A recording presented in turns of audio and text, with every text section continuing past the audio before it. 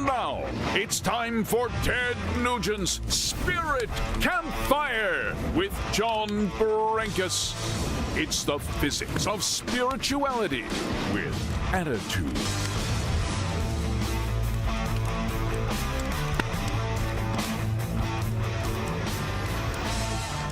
Closer to deer season. I'm so excited I can hardly stand myself. Brinkus, do you feel it? Has your neck swollen? Do you stop randomly along the highway and just start rubbing your preorbital glands on unsuspecting saplings? Is that what you feel?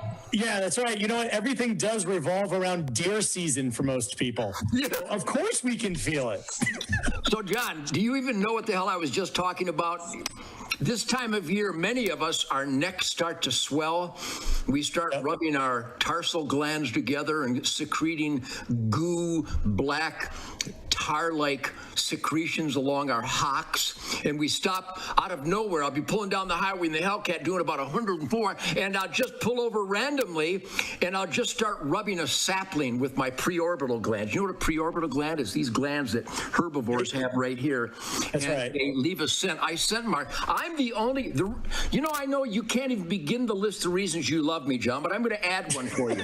One of the reasons you love me, and it's an infinite list. You'll never be able to articulate this list, but one of the great reasons you love me is because not only am I the creator of the sexiest grinding Motown, all-American rhythm and blues, rock and roll, animal breeding soundtracks, but I'm the only guitar player in the history of the world that went on tour. I will force the bus over to the side of the road just to rub my preorbital glands on oak trees. I scent mark America, John. That's right, the scent mark thing. Now, hold on a second. I just want you to understand that, yes, and this is almost impossible for you to understand. A lot of people don't follow the deer season as their guiding North Star.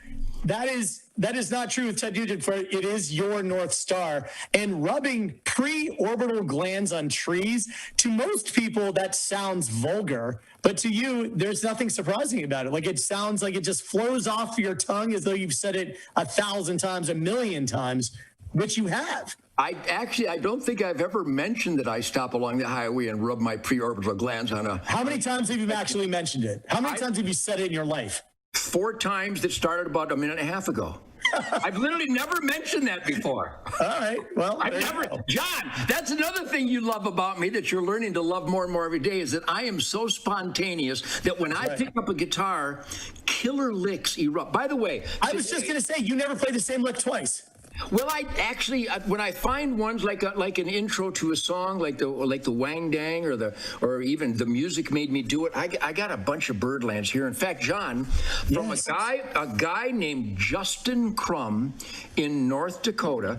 Yep. Hallelujah. Boy, this ginger tea is really good. Very good ginger tea. I got contacted thanks to Todd Carlson up in Ontario, my Gibson Birdland guru, and I want to celebrate. Hallelujah. The depth of my musical love and the Birdland love, but not only do I have vocal box or a belch. Number 9. Well, I'm an organic guy, John. That's another reason you love me. But look, John, I know you love blondes. Look, John. Yeah. That is pretty amazing. That is actually very beautiful. And wait, that was gifted to you? No, that'll be the day. Yeah. That is pretty amazing. Because this Justin Crum got a hold by my buddy Todd Carlson. There's like a cult of killer music lovers that are just different than average music lovers.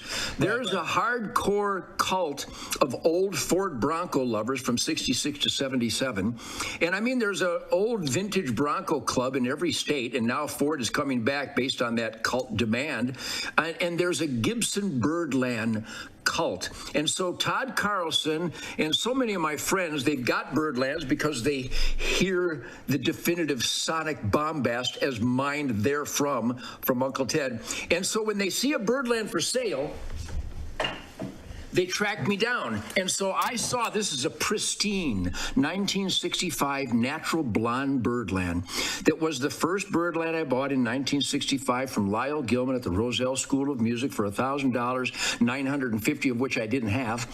And they got a hold of me that this guy was selling it for X amount of dollars. Usually they go between 10 and 30 grand based on the condition, especially in this condition. And again, I'll show it to you. You got to admit, show it to me. It's It's really beautiful. I mean, that is a ridiculously beautiful guitar. Beautiful, hand carved, the original pre-humbucking PAFs, and it's just a special instrument. And so, long story short, it turned out my buddy Todd, the Birdland freak, talked to Justin Crum in North Dakota, a fellow Birdland freak, and he needed to sell it for various reasons. And Todd mentioned that I've got a whole arsenal of Birdlands, but a blonde from '65 that's reminiscent of my very first Birdland sonic orgy. And so, long story short, I called Justin. I called him and he said, "Oh my God, the Birdland guy is calling me. It's why I got a Birdland." We had a great discussion of tone and musicality and the soundtrack of life, which I think the Spirit Campfire exemplifies. We hear that communication from everybody. Long story short, I was able to get this Birdland at a Birdland Blood Brother discount. Right. And I'm going to have Todd Carlson come to my barn in Michigan here next week, in the next month or so, because he does a tweak. You have to adjust this bridge. It's a tunematic bridge. He has to adjust the pickups. The neck might have to need a little alignment. Put my GHS strings on it. But bottom line, this might sound trivial to some people, but for the music driven, you think I'm driven by scent marking America. Well, that's only a small piece of my drive. But a powerful big piece of my drive is the spiritual relationship with my inner musical visions that the Birdland brings out of me. So It's not just a guitar to strum or play. It literally, and we've talked about this before, and I think everybody that really loves music and listens to it, not using it for background music like country music, listens to real music, they love it. They want to know the nuances. They want to listen to the tone of the drums and the bass and the guitar. What is the guy singing? How passionate? Is there a crescendo where his forehead veins are popping and he really believes this, like Wango Tango? And so people tune into that. So this Gibson Birdland 1965 pristine blonde, Justin Crum, Todd Carlson, and all my fellow Birdlanders out there, thank you. I guarantee I will make music on this Birdland that will just be out of body. It'll be samurai music. All right, so listen, let's go to the Facebook chat room right now. I want everybody to throw in where you're listening and watching the show from. Right now, so far, we have Austin, Texas, not too far down the road from you. We have North Carolina. We have Hawaii. Hawaii's great. When was the last time you were in Hawaii? I like goat hunting in Hawaii. I love Hawaii, but it's too far. It's too far. All right. Well, we got Albert from Indiana. I'm going to the Camelot Lodge in Indiana next month. Okay. We've got Melbourne, Florida, from Kelly. We have Timothy from Tampa. We've got David from Merritt Island, Florida, a lot of Floridians. Alan from Fredericksburg, Texas. Larry from British Columbia, Canada. We have Donna from Royal Palm Beach, Florida. Got a lot of Florida. John, as you mentioned those cities and those locales, that beautiful geographical panorama vision of the fruited plains from the sea to shining sea. I don't think they're just hanging out. Wonder what Nugent's going to talk about. I think there's already a powerful connection, not just the music that we share and we celebrate, but the things that we stand for: God, family, country. And as we are about to introduce a great musical American patriot statesman, the great Governor Mike Huckabee, I want to mention to you also, John, that my buddy Tim Tucker, I don't know if you can see this on the Spirit Campfire, but I'm going to tell you what this is that? You would never guess. Now listen closely. We talk about the physics of spirituality with attitude, freedom, the American dream, putting your heart and soul into being a positive force for your family, your neighbors, the good earth, your country, and people from all around the world. These are buttons that were dug up during the upgrade excavation at the Alamo. Wow. These buttons were in a pile of artifacts that have been documented as the buttons from the clothing of those brave Texans and Americans who died fighting for freedom. These were on the garments of someone who gave their life at the Alamo to stop the demonacy of a Santa Anna and the cruelty of that tyranny and that slavery, really, of Mexico. And so, we talk about spirit, we talk about mojo and voodoo, not just negative voodoo, but a campfire energy. And if I have stuff like this run, not to mention a bunch of arrowheads and Native American artifacts that I've been given and found myself, if you wonder where the piss and vinegar comes from, I'm surrounded by these memorable items of pivotal moments in human history, especially in American history. So that's why my music has a little bit more tooth, fang, and claw for freedom, for individuality. And I'm sure that people tune into the Spirit Campfire because they know this about me. So listen, everybody's tuning into Spirit Campfire to take a break from the craziness. I'm telling you, because everybody in the chat room is saying positive energy is roaring, and we're just taking a break. We can all unplug. This is a good safe space to be positive, right? Positive energy begets positive energy. Love everyone. Simple message. I want to make sure that everybody knows, because Uncle Herbert, bring up that lower third of UncleTed2020.com. Ted is doing a free webinar that you all need to sign up for at UncleTed2020.com. He's going to be talking about music history, hunting. It's definitely a once-in-a-lifetime, truly, opportunity. Make sure you go to UncleTed2020.com. Ted, before we bring on our incredible guest, we have like 2 minutes before we're going to bring on the great Mike Huckabee.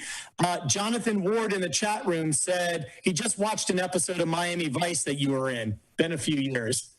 Yeah, that was no fun at all. This is a great story. I can tell you. We'll revisit this, but I'll tell you one of the highlight stories. And believe me, from the time I arrived to the time I left, there was nothing but highlight stories. I promise you. Because thumbs up on this one. Give lots of thumbs up and hearts, because this is an amazing Ted Nugent Miami Vice story. So it's a great story. So at the time, Miami Vice was the #1 show in the world, and I was really enjoying it, from, the acting and the whole storyline, good over bad, and Sonny Crockett with his, undercover cops beating criminals up and taking care of business. So we were fascinated by that when I had the chance to watch it. And so when I was invited by the producers and the directors to come and co-star on Miami Vice, it was about to be opening day of Michigan deer season, which really is sacred. It's a family event for the Nugents and all my buddies. But I said, boy, Miami Vice, this is a one-shot deal. I can fly in, do my acting, and fly home for opening day. So I went down there, and at the time, I was carrying a nickel-plated 9mm in the small of my back everywhere I went. So when I got to Miami Vice, the first thing I did was I disassembled my nickel 9mm, and I made sure it was inoperable, because I know we're going to be shooting guns on the show, and they're all prop guns. So I hid it, and it turns out that it was the exact same gun that I carried that was my prop gun for the TV show. So the prop guy comes up and goes, all right, now this is how this works. this is a safety here, and you even though it's a prop gun, you never pointed at anybody. He said, have you ever handled a gun? I said, give me the damn gun. I've handled it more than you have, pal. So the producer said, he knows about the guns. He knows what to do. Just follow the script. So we had a bunch of scenes, and I beat up Sonny Crockett, and I was being a smart ass. I was a drug dealer and a woman beater and a murderer, and it was all acting, believe me. It wasn't, what do they call that? Anyhow. Method acting. Yeah, I was method acting. So it came time for the shootout scene, and I carried that prop gun it was a Taurus 9 in the exact same place I carried it every day. And they said, well, that's a good spot because we can't see it, but can you get at it quickly? And I go, I can get at it quickly because I train just like that every day, even without the cute little clothing at Miami Vice. So I'm supposed to come around this mound of dirt as Sonny Crockett comes up to me, and he's going to finally catch me, the bad guy. I was the bad guy. That's what drug dealers and woman beaters and murderers are. Those would be the bad guys. You're the bad guy. And so my line was, when I come around, the director said, now, when you come around, I want you to say your line, and then as fast as you can, get that gun out and shoot 3 times, because Sonny Crockett's got a briefcase that's bulletproof, and he's going to stop the bullets. I said, okay, my line, draw fast and shoot. Okay, we got it. And I go behind the mound, and Sonny pulls up, and they go, and action. I come around the side, and I go, hey, Burnett, you got something for me? Bang, bang, bang, bang. And they went, cut, cut, cut. Not that fast. I shot too fast and all, it was dead center. So anyhow, long story short, didn't you get a kick out of that, John? So I had to do it again, but I had to draw and shoot a little bit slower for the Hollywood people. That's all right. So Right. We're going to bring on Mike Huckabee now, but I had one last question. Did they have to do anything to make you up, to make you look like the bad guy, or did you just come locked and loaded and you were like, I was Nugent as is? I was a skinny, muscular little whippersnapper, and I had the long hair, and they wanted the long hair, and they wanted a skinny whippersnapper, and they wanted a guy with a bit of an attitude. So who are they going to call? Kurt Cobain. Exactly. So they called me, and I went down there. But our guest, he understands all the things I'm talking about, because Mike Huckabee is a great American hellraiser. He's a hunting buddy. He's a music buddy. And he's a conservative, constitutional, we the people guy. So Mike Huckabee, I hope you can hear me, because we have this technology called Zoom, and you are on the Nugent Spirit Campfire. Welcome, Mike. Bring him in. You got that, Mike? Mike, you there? Or is he frozen? Uh-oh. Looks frozen to me. Do we have the technology? Hold on, this might be Weekend at Bernie's or Weekend at Mike's. Who's our technician out there? He's out there. All right, let's see if we can reconnect him. Yeah, come on, connect my buddy Mike. But anyhow, right. Mike and I go way back. There he is. Now he's back. We've shared duck blinds. We've shared rhythm and blues rock and roll celebrations. So I'm going to do it all over again. Mike Huckabee, I'm so glad you're at the Nugent Spirit Campfire with my buddy John Brinkus. Well, I'm glad to sit around the campfire with you guys. I'm sorry, somehow I get disconnected every little bit. So hopefully this is going to work okay. But man, I'll tell you, I tell everybody about the time we were duck hunting with your dog Gonzo, who's one of the best duck dogs I have ever seen work the woods. Absolutely amazing. There's probably nothing more loving between a man and another man than to celebrate such a dedicated, hardworking duck hunting dog like Gonzo. Was he the best? Now, Mike, yes, he was awesome. But I'm going to tell you, I have a new blackmouth cur Catahoula Labrador and a yellow lab, and dig this, a Michigan State Police German Shepherd drug-sniffing canine. I'm losing you again. The three of them are amazing, and we've got to duck hunt this year together. Lost him. I think Mike's having another internet problem. He's a little frozen. I think he's going to end up coming back. But I'm going to fill for a second while we're waiting for Mike to come back. So when you're duck hunting, Ted, I want to know what makes a great duck hunting dog.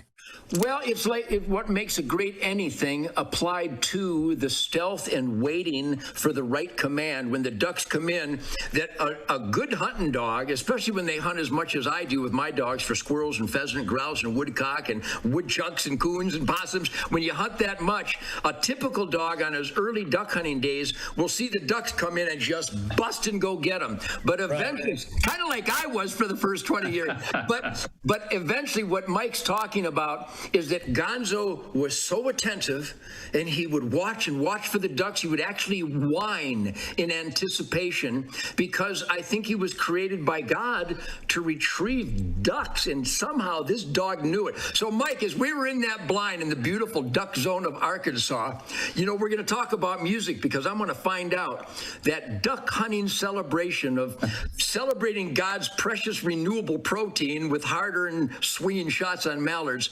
Would you say that and the musical creation that we've had together, are they like neck and neck in excitement and glory? Yeah, it's hard to know which one is the best. You know, I love them both. I love music, I love hunting, and I love the camaraderie that both bring. I think it's part of the great American experience, and I cannot imagine people living in a...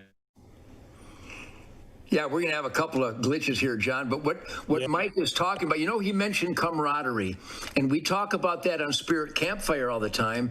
There's this communication network of like-minded people, and maybe people that aren't necessarily exactly like-minded, but in the duck blind, it's so intimate. It's usually cold and wet. You got coffee. You might have a little bit of chow grilling on a grill in the blind, and people, I think the positive energy of a duck blind is directly pivotal on the spirit of the dog. And what Mike is telling us is that my dog Gonzo, he passed away a number of years ago, and that legacy continues on, Mike, with Happy, Sadie, and Coco. And Huckabee, for me to be able to tell you 2019, I've been duck hunting since I could walk. 2019 in Michigan and on our Texas property, it was like Stuttgart every day. It was unbelievable. Well, there's nothing like a day in the duck woods. I've often said to people, first day in heaven is a flooded timber duck hunt. Yes. I'm not sure what happens after that, but that's God's gift to us when we first get there, is a flooded timber duck hunt. Because, I mean, duck hunting is great under any circumstance, but I'm a little bit partial to hunting ducks in flooded timber, because you get to watch them work. They circle in. It's magic. When they start coming in for the moment, there are times that it's just too beautiful to. Yeah, I think when he says he's partial, I think what he meant was that he's spoiled, because those people that duck hunt down in Stuttgart, Arkansas, on the flooded timber, those setups down there. It's by the way, John, you've never duck hunted, have you? No, I have. As you know, I've never been hunting. Oh my goodness. We're going to fix that. Mike, did you hear that? John has never been hunting of any kind. No. You got to be kidding. I know. Listen. I don't know if they're going to take my man card away. I don't know what's going to happen. You haven't got one yet. I don't even have one. They haven't even issued me one yet, because I haven't gone hunting yet. So I'm fascinated by the conversation about duck hunting. Here's why. For all the I don't know if there is such a thing as a non-hunting Ted Nugent fan, but for those who don't duck hunt out there, just explain to the audience, assume that somebody like myself may not know, what makes duck hunting so satisfying? Because so many hunters I've spoken to are like, duck hunting is the best. It's unbelievable. Why is it more difficult than hunting a deer? What makes it so enthralling? Well, I'm sure Mike can elaborate, and I'm going to cultivate him to do so, because if you just close your eyes and think that you had to get up so early in the morning, and you're there literally in the lap of God as the world comes alive, and you know, if you dedicate yourself to marksmanship and resource stewardship, which is what Ducks Unlimited and Delta Waterfowl have done, there's more ducks in North America than maybe ever in recorded history, is because of the conservation dollars that we invest in habitat and management. When you watch the world come alive drive around you and that sun comes up and you see those whistling wings overhead, you know it's not a Big Bang theory. You know that it really is a miracle of renewable creativity that not only is exciting and a challenge to hit the damn things because they're going 60 miles an hour, but I got to tell you, I've had eggs Huckabee at the governor's mansion in Little Rock. But Mike, you know that if a person kills, handles, and prepares a duck properly, because of that duck fat, it's so sweet as they come down for their migration. John, until you've had a properly prepared mallard or wood duck, or even a widgeon or a gadwall or a redhead, there's so many different species. I'm telling you, as every chef will tell you, the ultimate foundation of the best meal is duck fat. Right. Well, you don't have to add duck fat to a duck. They bring their own. So, Mike, tell us, after you turned on my culinary explosiveness with eggs Huckabee, tell us about your introduction to duck hunting and what it means to you. Well, first of all, there's a camaraderie in duck hunting that a lot of other forms of hunting don't have. When you hunt turkey, you're by yourself. Same thing with hunting deer, and the solitude is indeed magic. But with duck hunting, you're hunting with other guys. So there's moments in which you're yucking it up and having a great time and talking. And then there are other moments where you are absolutely 100% totally still and quiet, and you're waiting on the ducks to come. You don't want to spook them. And you're watching them as they're looking for a place to come and land and feed. And it's you versus the ducks. And it's like God has given these ducks the instincts to fly from Canada all the way to South America every year. They fly the exact same pattern. There's no explanation for how a little bird can do that, except God hardwired it into them. Yeah. And here we are watching them, waiting for them to come in. Mallards in particular have a certain way of flying, and you know it's one of what the mallards are called, the big birds. And when they circle and they're deciding whether they're going to land, and then you're calling the ducks and you're giving them a hail call, and they're going to call you back and say, I hear you. Then they come in and you wait, you take the shot, your dog goes and retrieves them, then you take them and you breast them out, and you give them a good cleaning.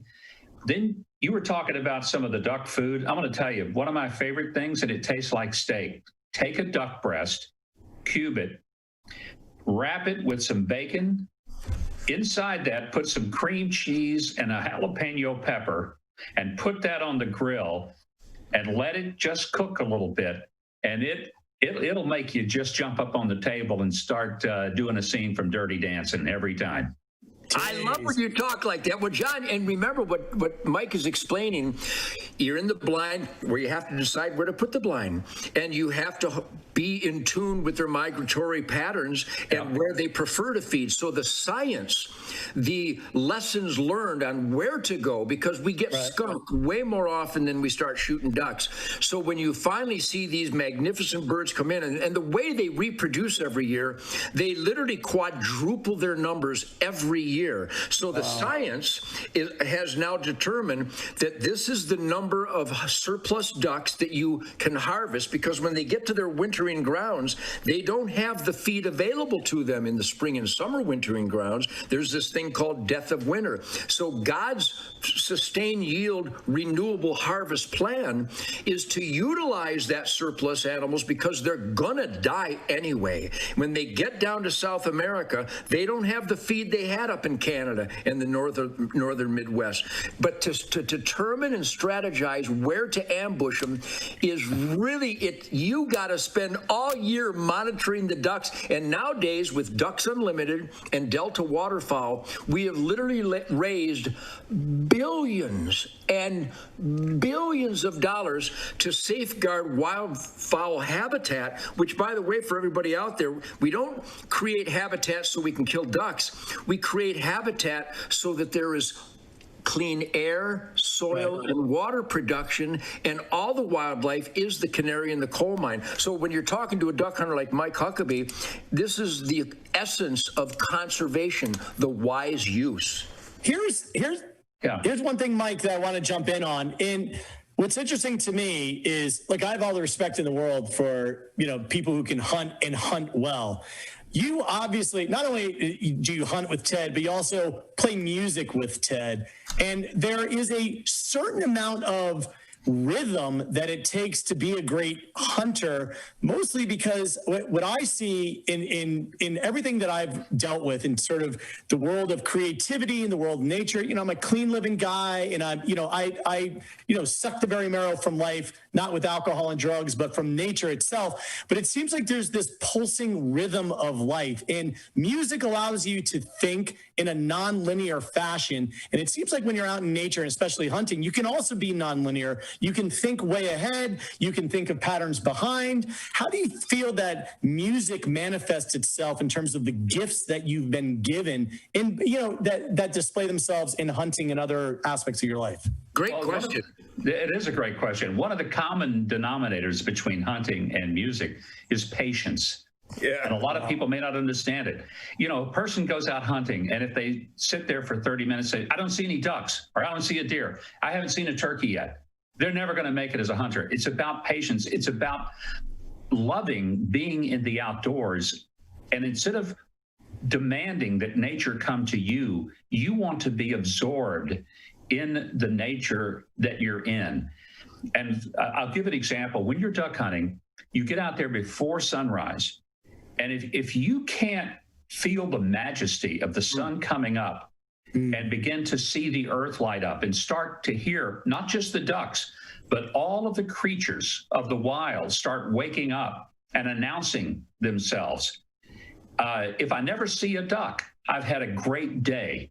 If I'm turkey hunting and I never see a turkey or hear a gobble, but I hear all of the other whippoorwills, and I'm hearing the mockingbirds, and I'm hearing the coyotes, I'm hearing everything out there wake up and start doing their thing, I feel like I've had a great day. Well, in music, somebody sits down and they say, I can't play that song.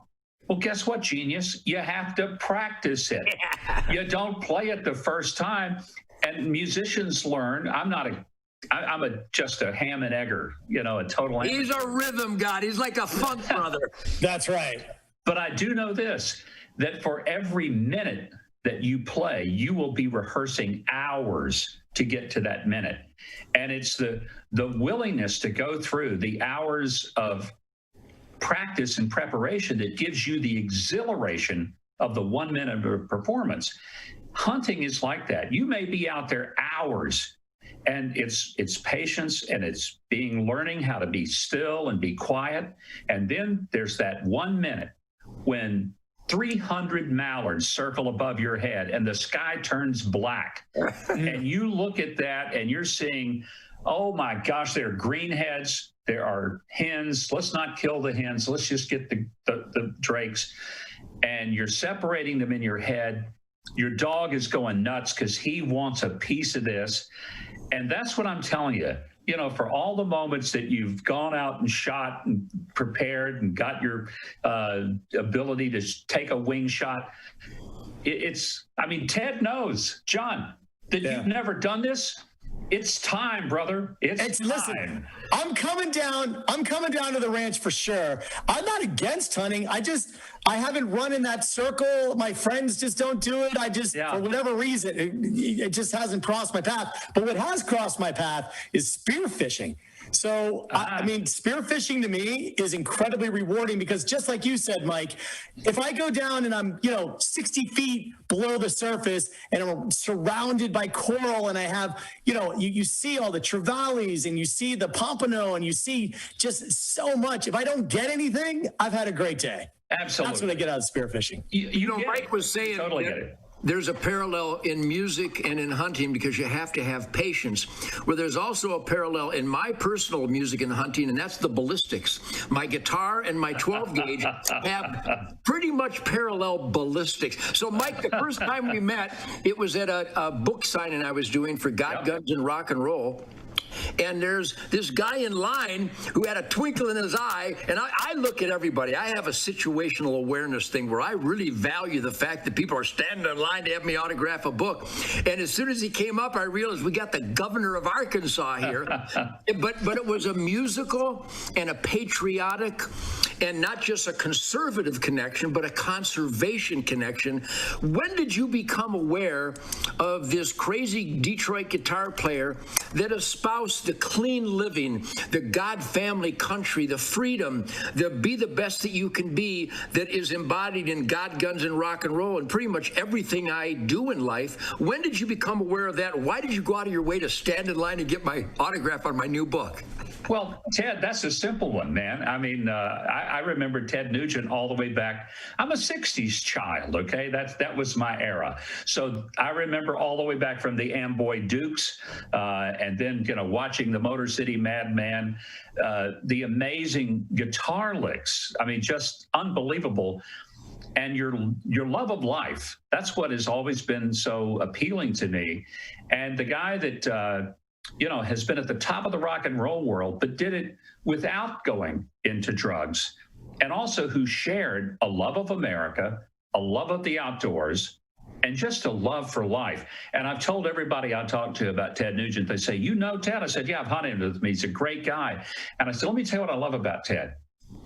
There's no pretense about him. He is the same when he wakes up in the morning, all day long, and when he goes to bed at night. This guy is funny, but he is absolutely authentic. There is not a phony bone in his body. And it's one of the reasons that I have loved Ted Nugent, is because some people I'm around, they'll suddenly take on a different persona. It's like, oh, I need to be, now I know Huckabee's kind of a spiritual guy, very devout. So I'll be very careful to be, somehow I'll pretend that I'm like that too. Well, let me tell you something. Ted doesn't. And I love him for that. I don't want him to be anybody other than who he is. And it's one reason that I've always loved being around him, is because he's comfortable in his own skin. He loves being who he is. And that's one of the greatest compliments you can say about a person, is that they're authentic. And they love who they are. And that's not ego. I'll tell you something. Some people think that pride is when you're happy with yourself. No, that's contentment, and that's a God-given thing. Pride is when you think too much of yourself negatively or too much positively. I know some people, they never think of anyone but themselves. I know some other people, they think they're humble because they run themselves down all the time. That's not humility, that's stupidity. Nobody is as bad as some people are when they say that. I didn't mean to wax on so much, but man, you opened it up for me to say why I love this dear music and outdoors conservation brother. Yeah. Thank you, Mike. That was awful kind of you. Ted, this is a big love fest on love fest for Ted Nugent. Yeah. Look, we all know. Here's what's amazing is that Ted is just a ridiculously, authentic is the right word. Ted Nugent is, you look it up in the dictionary, it says Ted Nugent equals Ted Nugent. There's just nothing, no other way to describe. No words don't fit. But Governor Huckabee, here's what's amazing. You are, when people talk about, different public figures and, why people are drawn toward them, you are as straight shooting and as, honest and as consistent as anybody out there. And one of the things that I respect about you so much is that you're a versatile thinker. You're somebody who really kind of considers the other side and thinks about it and processes it. That nonlinear thinking, and kind of my, it's not my edict, but everyone's edict of, look, love everybody, listen to what's out there. I love drawing everything back to music. I think good musicians are good thinkers. I think they hear things from a different angle, and they consider, I didn't realize that note would work there. Do you think music, and I'm asking the question because I have so much respect for you, do you think music has even affected the way that you communicate, just even in your public life with politics, in terms of being able to consider other points of view? Oh, without a doubt, John. And I'll tell you, it's very much a part of what music is. If you're in a band, let's say there's 5 people in the band, the first thing you know is that before you ever play a note of music, you all have to tune to a standard. Everyone must tune his or her instrument to the same standard, whether it's a tuning fork or an electronic tuner. Well, in a way, before we ever are able to face life, we need to tune to something that is standard and fixed beyond what we think, what we feel, what we believe. If I have a complaint about younger people today, it's that they go about building their lives on, well, let me tell you what I think. Let me tell you what I feel. I'm thinking, great. I'm glad you have a feeling and I'm glad you think something. But what do you know? What are you tuning yourself to that is rigid and fixed? The second thing about music is that music forces me to be a part of something that is bigger than me. And if I'm the bass player, which hopefully that's what I get to do because that's about all I'm worth doing. But if I'm the bass player, I can't play all the melody lines and I'm not going to be, doing the vocals. I've got one job. It's to hook up with the drummer and to lay a track so the train can run. And when that is working, then the guitars, the lead, the rhythm, the vocalist, the keyboard, everybody else in the band is doing all the fill. But the point is, we can't go off, do our own thing. And what I've learned, I think, from music is that you listen to the other parts of the song. And the more that you click together, the more that you are willing to stay on the same track, the same click, the same beat, you can make music. But anyone who goes off and is not a part of the team, not only will totally destroy the music, but will really destroy the sense of harmony and oneness. And that's something that, Ted knows it way better than I do, but it's why I still love playing music. I was never good enough to make a living at it, but I've made a life doing it because it's something I do with passion. That's why Governor Huckabee is here, because I think the greatest compliment you can give somebody is that they're grounded. They're down to earth. And Mike, what you just explained, John, I think you would agree, is that to be a united, meaningful force as a band member, it's got to be a melting pot. You got to tune to the same two nations, so you all speak the same language. When you come to America, you should probably be able to communicate with your neighbors in English, and then you can improvisation will erupt, and you can have critical thinking. And I'd like to do this as a career. I'd like to do that as a career. But if you're a member of the community, you should probably be cognizant, not probably, you must be cognizant of other people's improvisation so that it still comes out as a voice that I hope, and in the best of circumstances where you have the greatest quality of life, that tuned up to communicate with your neighbors, music, the ultimate communication, English, the American communication, then you can be an asset to the neighborhood, and you can demand the collaborative, united effort based on a musical constitution, maybe. You can still jam, you can still be improvisational, but at the end of the day, is what you're doing enhancing our tune, or did you miss a beat? You can go ahead and be John Coltrane, but it still worked with the keyboards and the drums, even though he was improvisational and really out there, as I've been with my band. You listen to some of the Amboy Duke stuff, and Frank Zappa and Yusef Lateef wish they could have done the momentary clashing dissonance, but it's still, I literally have goosebumps, because what you said, Mike, is what I did with the Lords in the 50s, the Amboy Dukes in the 60s, the Nugent Band forever, the damn Yankees, when I got to jam with the greatest bands in the world, including the Mike Huckabee Band. And your musicians, John, you got to watch Huckabee's show. His musicians are world-class monsters. Oh, yeah. They have musicality, but they have soul. They have spirit, and they're united, but they still have an occasional tangent. By the way, Mike, have you ever scolded your band for going on the occasional tangent? No, because that's part of the joy of it all. You said something that was so beautiful when you were talking about the community, speaking the same language, and yet being different. That's what music is. Yes. Different instruments. And sometimes there will be that jam session where somebody just goes loose and has a moment of inspiration.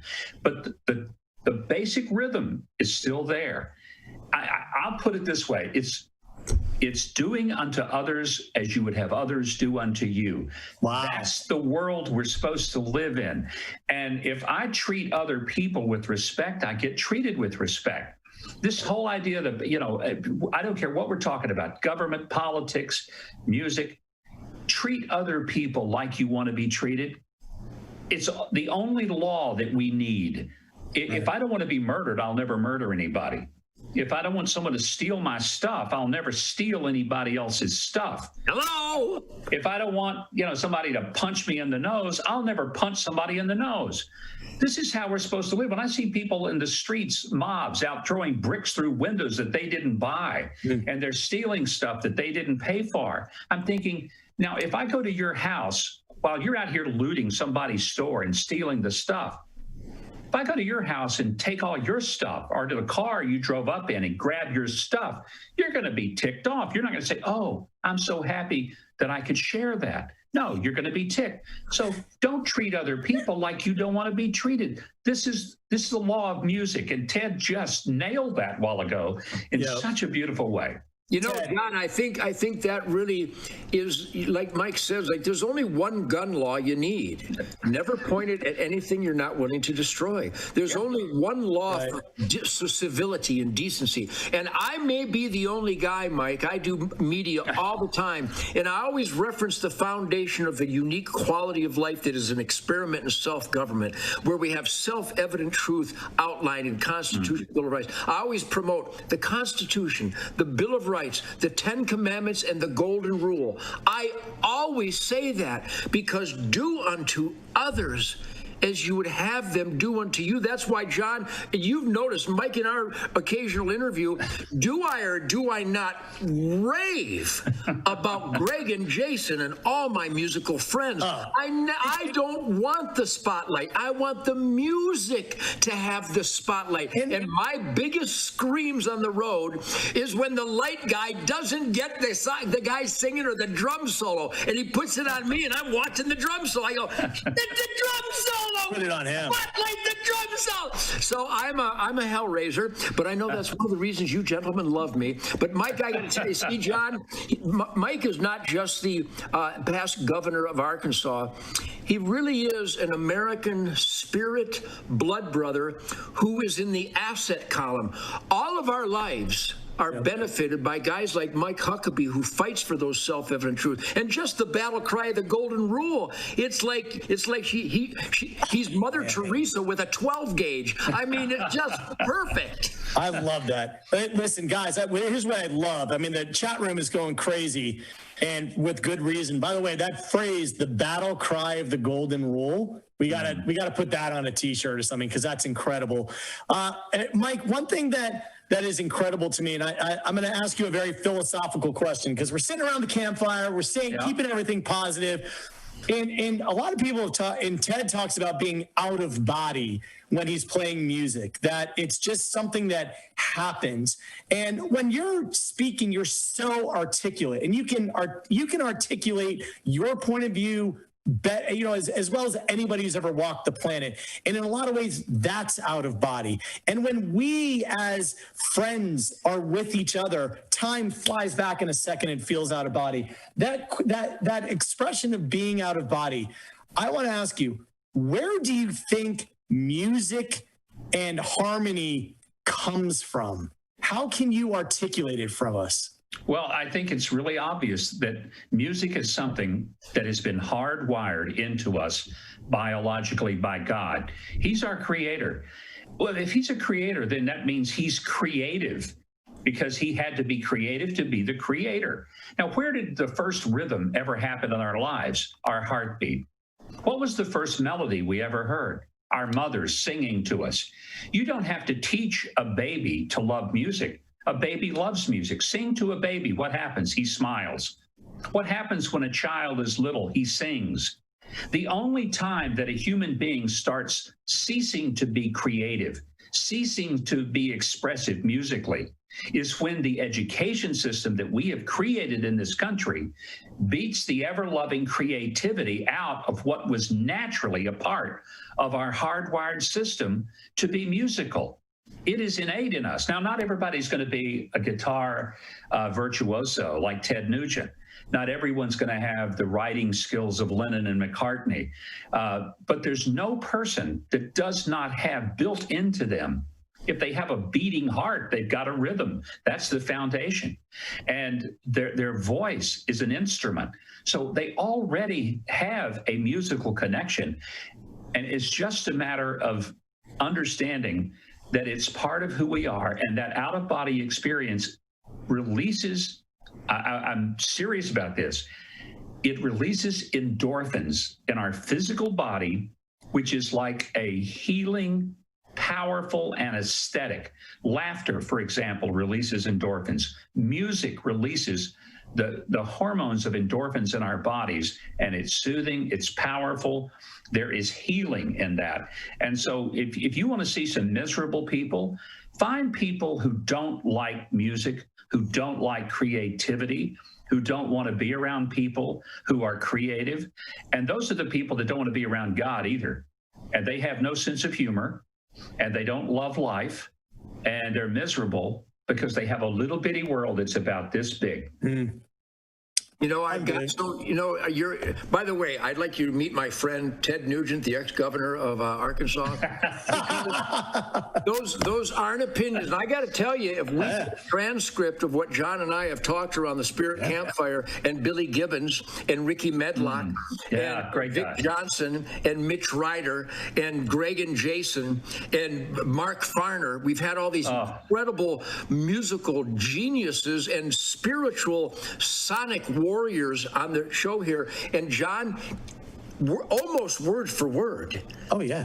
They talk about the Spirit unleashing their creativity and sharing ideas and respecting other ideas so that you can collaborate for a united musical statement, or maybe a united welding job, or maybe a united carpentry job. So all this stuff that Mike is articulating regarding a musical tour de force applies to anything you choose in life. And before I let Mike go, I want to share with you guys, Mike, you may already know this, but John, everybody at the Spirit Campfire, please take a note. I don't watch many movies. I'm always out doing things, and I'm always creating. But Shemaine interviewed a gentleman recently on her TV show and told us about this movie he produced. And we saw it on, I don't know, Netflix or one of these things that Shemaine conjures up. I don't know how to do it. But we watched it, and dig the words, dig these words. Same kind of different as me. Oh, yeah. Mike, John, you're the same kind of different as me. And everybody, write that down. Find this movie talking about giving up for self to be a part of something bigger, and reaching out to friends who may have stumbled in life and they need a hand up, not a handout.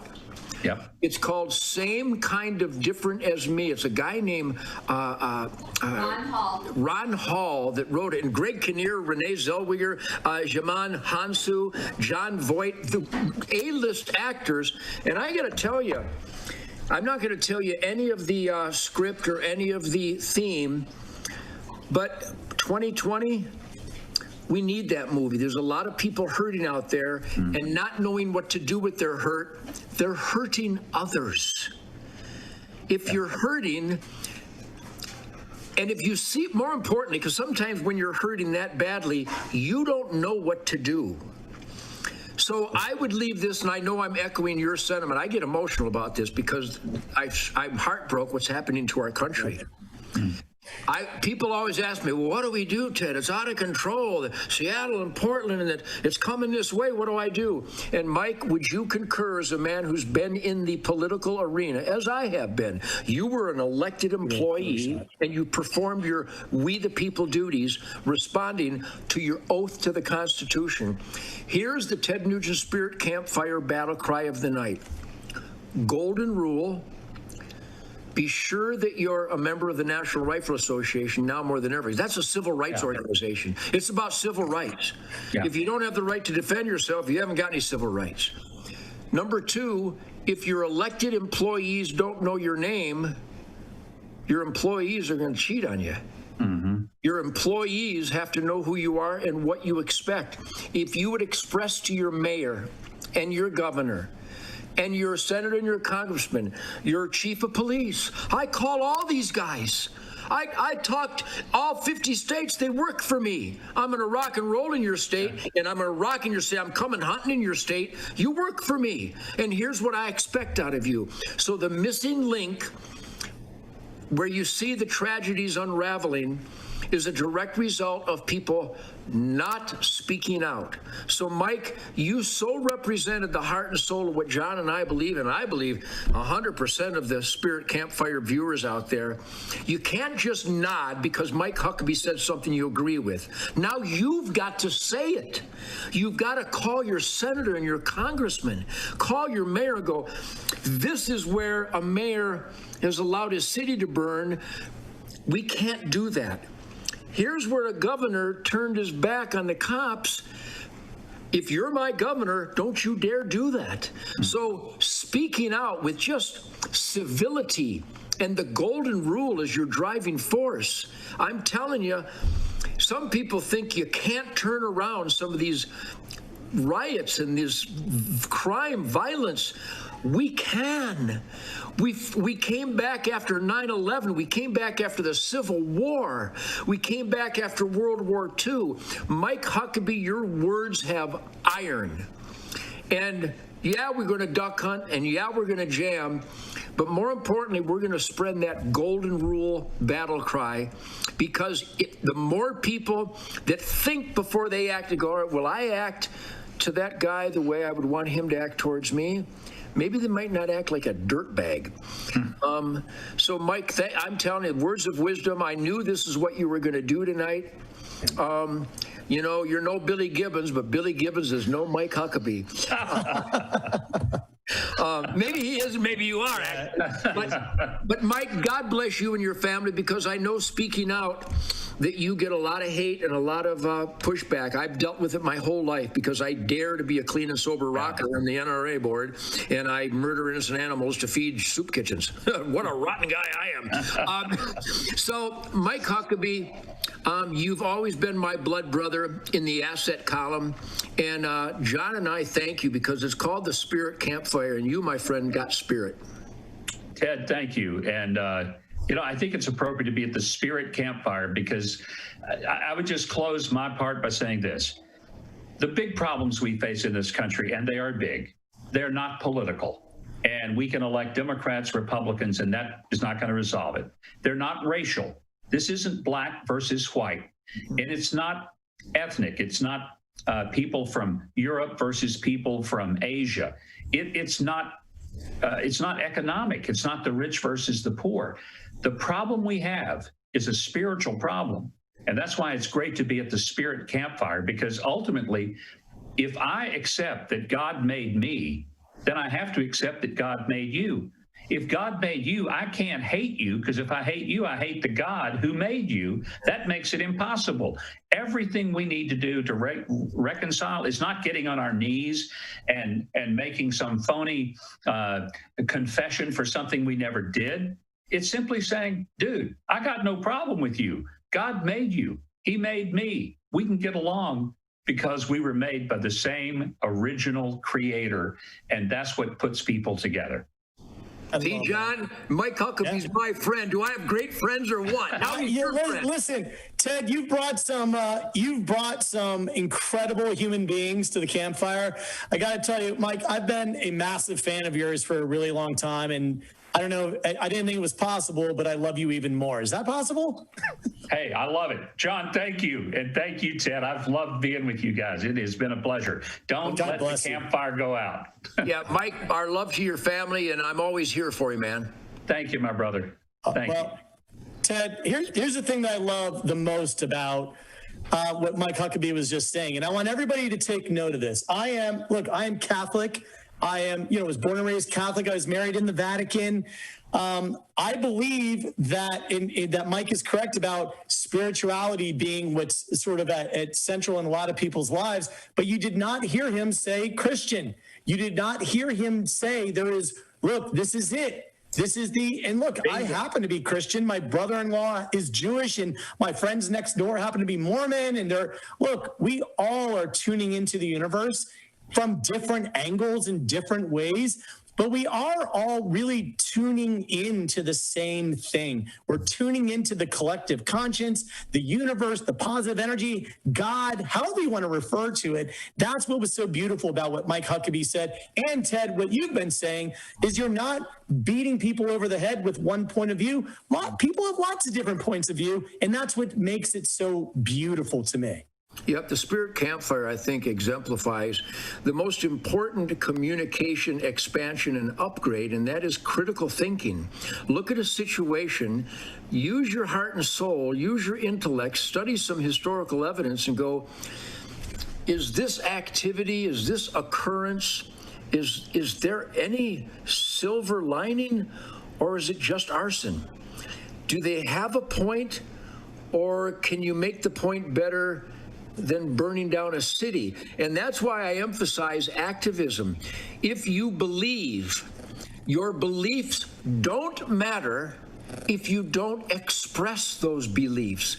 And I got to tell you, John, in my participating and communicating with people intensely, I'm an intense guy. I hang and I listen. I listen to people. And I'm critical thinking. When they make a statement that I don't know the background of, I go, well, where's the evidence to support that? You want to stop hunting? Well, then, as the animals have fawns every year, where do they go? So in a polite way, I critically examine and articulate an opposing point of view. I consider it on an intellectual and an evidence review level, but we have to stand our ground now. I've always said, John, your pursuit of happiness is more important than mine. I want to help you have your happiness. I'm going to make music that you can dance to. I'm going to balance the herd and feed the soup kitchens with venison. And I want to make sure that my pursuit of happiness doesn't impede yours. But if your pursuit of happiness includes living upstream from me and pooping in the stream, then your happiness is coming downstream to me, and it doesn't help me very much.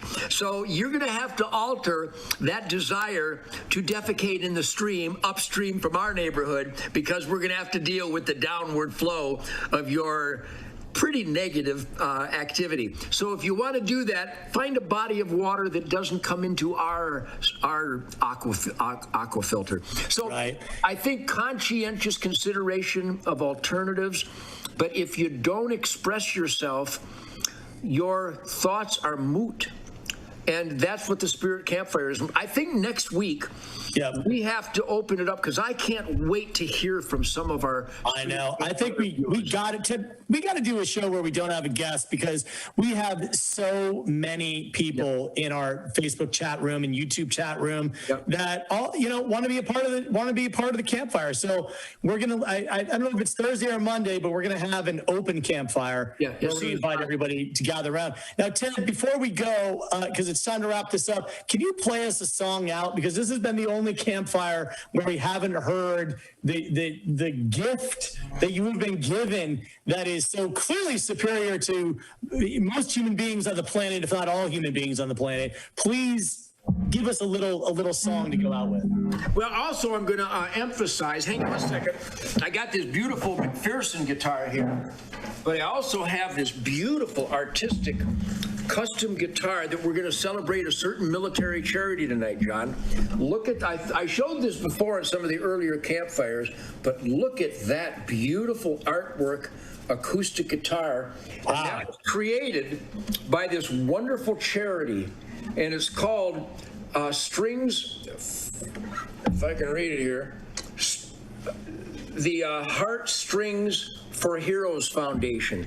The Heartstrings for Heroes Foundation.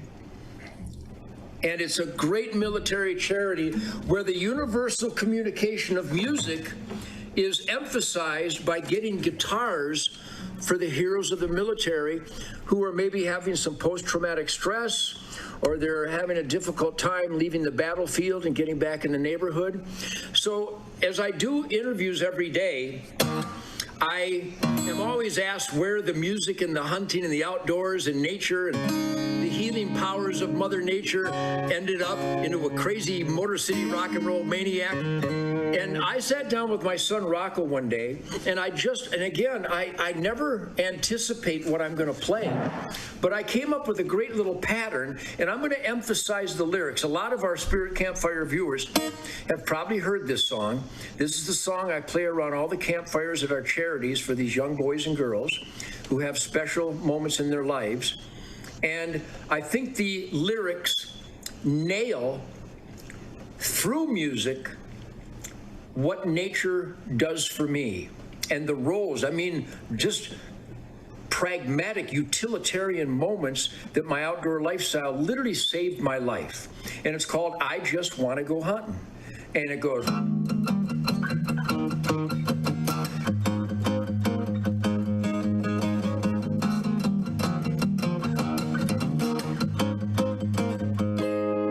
You see, I was always different. Nobody understood. I didn't play follow the leader, 'cause I was always in the woods. You see, they hadn't invented peer pressure yet. Seems I stood alone. But my daddy had a vision, love, family, and a home. But some punks used to laugh at me. They said, how can you rock and not get high? I just stood my ground, and I watched those goofballs fall and die, 'cause I just want to go hunting. It makes me feel so good. I just gotta go hunting. Try to find me in the woods. Now dig this, John. Things get a little crazy in this day and age. The concrete jungle warfare got everybody in a rage. You see, I sure like my rock and danger, and I crave my rock and roll. But when I get my limit, I know where to go. You see, I like to jump into four-wheel drive. I like to load up the dogs and the family. I got to feel alive with the wild life where I can breathe. I just want to go hunting. Makes me feel so good. I just want to go hunting. Try to find me in the woods. You see, I'm slipping away. I'm looking for a new sunrise. I got to feel okay, 'cause it's times like this will make me healthy and wise.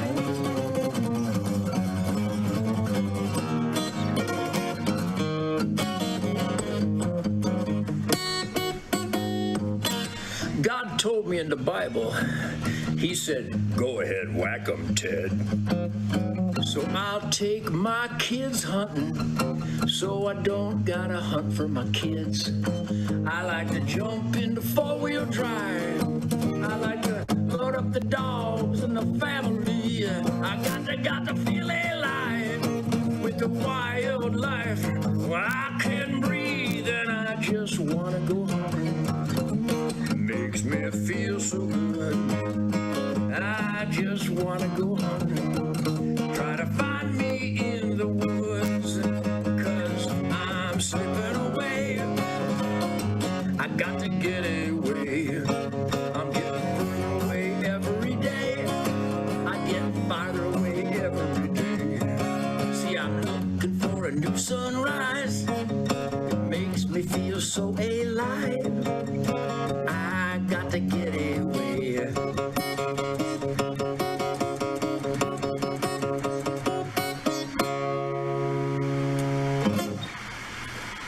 That's my life. It served me well. Wow, unbelievable. I honestly feel incredibly blessed that you shared that gift. That was a gift. Well, that's the campfire, the spirit campfire. It's kind of a funny story. When we did the military salute, and John goes, that was really great. We really got the energy across, and you're really connected with these heroes of the military. We should do some more stuff. And I go, well, let's call it the spirit campfire. I mean, it was that fast. I knew exactly what we should call it. Totally. It's amazing. Look, we just keep bringing it. We bring in positive energy. There's no way people can walk away with anything other than being inspired. Mike Huckabee was incredible. The song that you just played, Ted, how old were you when you wrote that?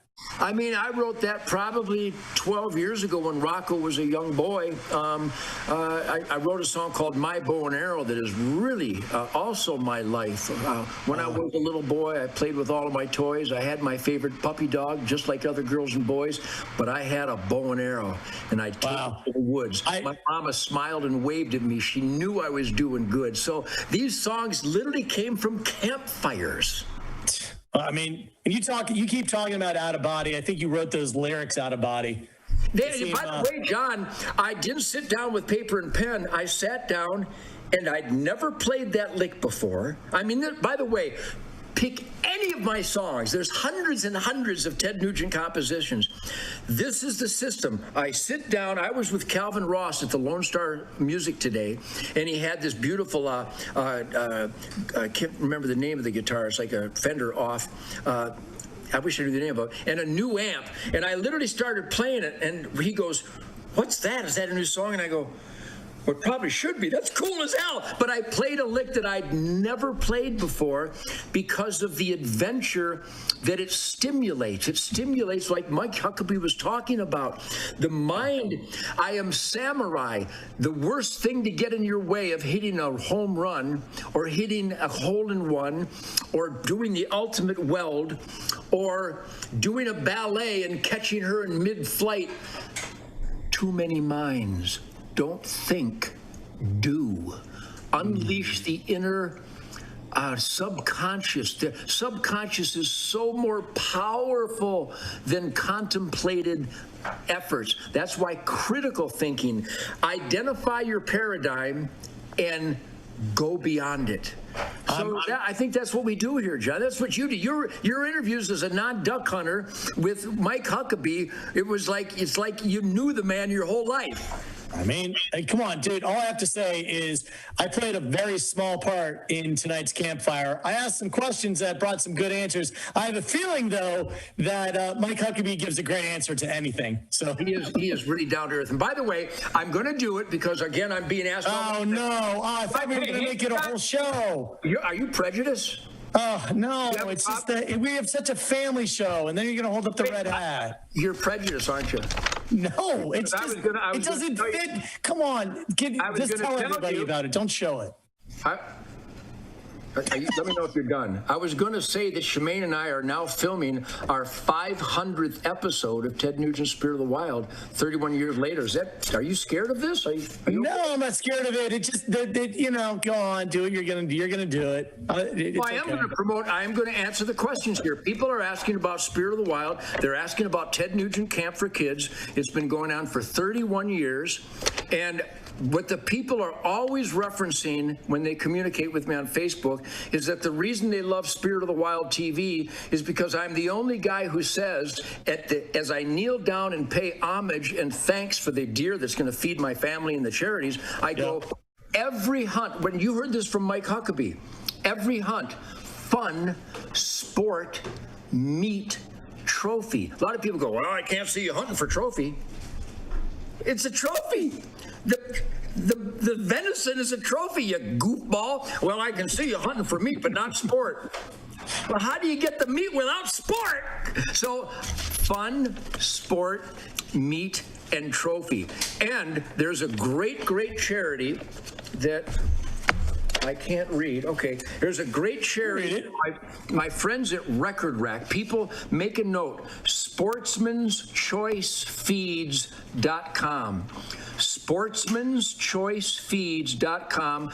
These people put on a Bucks for the Brave hunt every year in South Texas. John, you gotta witness the love and support for the military and their families. They fly them in, the food, the lodging, the camaraderie, the pool tables, the dartboards, the firing range, the deer hunting, the fishing.